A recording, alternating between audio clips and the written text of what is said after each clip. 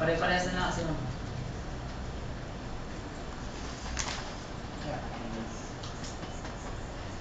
Okay, let's go with Rococo. Under din siya ng ano yung Baroque.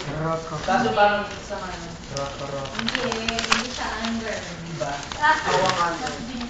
Ganito yan. Actually, halos parang nag-overlap na yung Renaissance, yung Baroque, at saka yung Rococo. Pero ang mas nag-overlap is yung Rococo at saka yung Baroque.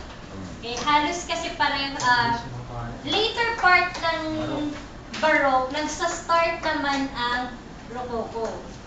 Okay? So, pero iba yung style din ng Rococo painting, Rococo art.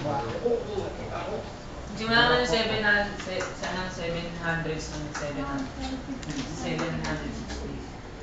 Ano, yung word na Rococo, galing sa word na rocaille na meaning rock work or shell work. Ang theme nila dito yung parang purely ornamental, light, tsaka casual, irregular design. Yung parang ayos, parang casual,